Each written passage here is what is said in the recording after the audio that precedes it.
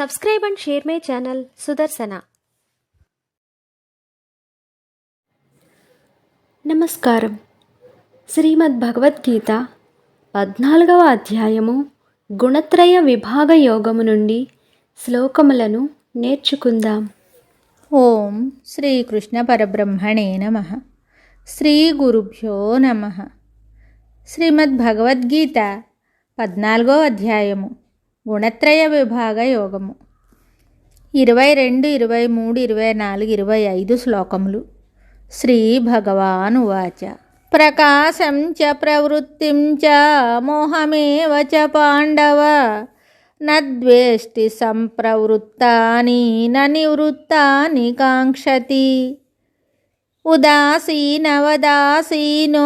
గుణైర్యో న విచాల్యతే గుణా వర్తంత ఇత్యేవ యోవతిష్టతి నేంగతే సమదుఃఖసుఖస్वस्थ సమలోష్టాస్మకాంచనః తుల్యప్రియా ప్రియో ధీరా స్తుల్యనిందాత్మసంస్తుతిః మానావమానయోస్తుల్యా స్తుల్యో మిత్రారిపక్షయోః సర్వారంభ పరిత్యాగీ గుణాతీతః స ఉచ్యతే.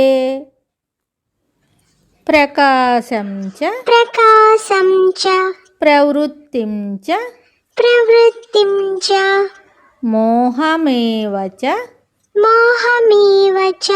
పాండవ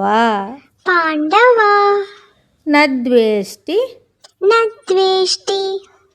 సంప్రవృత్తాని న నివృత్తాని కాంక్షతి ఉదాసీన వదాసీనో గుణైర్యో న విచాల్యతే గుణావర్తంత ఇత్యేవ యోవతిష్టతి నేంగతే సమదుఃఖ సుఖస్वस्थ సమలోష్టాస్మ కాంచనః తుల్యప్రియా ప్రియో ధీర స్తుల్యనిందాత్మ సంస్తుతిః మానవమానయో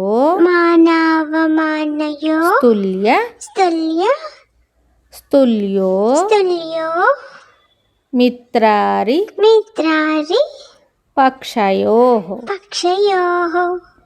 సర్వారంభ పరిత్యాగీ గుణాతీత స ఉచ్యతే. ప్రకాశం చ ప్రవృత్తిం చ మోహమేవ చ పాండవ నద్వేష్టి సంప్రవృత్తాని న నివృత్తాని కాంక్షతి ఉదాసీన వదాసీనో గుణైర్యో న విచాల్యతే గుణావర్తంత ఇత్యేవ యోవతిష్ఠతి నేంగతే సమదుఃఖ సుఖస్वस्थ సమలోష్టాస్మ కాంచనః తుల్యప్రియా ప్రియో ధీరా స్తుల్యనిందాత్మ సంస్తుతిః మానవమానయో స్తుల్యో మిత్రారిపక్షయోః సర్వారంభ పరిత్యాగీ గుణాతీత స ఉచ్యతే. ఈ శ్లోకములకు భావము: శ్రీ భగవానుడు చెప్తున్నాడు, ఓ అర్జున, ఎవడు తనకు సంప్రాప్తములైన సత్వగుణ సంబంధమగు ప్రకాశమును సుఖమును గాని, రజోగుణ సంబంధమగు కార్యప్రవృత్తిని గాని, తమోగుణ సంబంధమగు మోహమును నిద్రాతంద్రతలను గాని ద్వేషింపడో, అవి తొలగిపోయినచో వానిని అపేక్షింపడో, తటస్థుని వలె ఉన్నవాడై గుణముల చేత గుణకార్యములగు సుఖదుఖాదుల చేత చెలింపజేయడు, గుణములు ప్రవర్తించుచున్నవని మాత్రము తెలుసుకొని ఉండును, ఏ పరిస్థితుల యందును చెలింపక నిశ్చలముగా ఉండును, మరియు ఎవడు సుఖదుఖములందు సమభావము కలవాడును, ఆత్మయందే స్థిరముగా ఉన్నవాడును, మట్టిగడ్డ రాయి బంగారము వీని యందు సమబుద్ధి కలవాడును, ఇష్టాయిష్టములందు సమభావము కలిగి ఉండువాడును, ధైర్యవంతుడును, సమస్త కార్యములందును కర్తృత్వ బుద్ధిని వదులువాడును, లేక కామ్యకర్మలన్నింటినీ విడిచువాడును, లేక సమస్త కర్మలను విడిచి నిరంతరము బ్రహ్మనిష్టయందు ఉండువాడును అయి ఉండును, అట్టివాడు గుణాతీతుడని చెప్పబడును.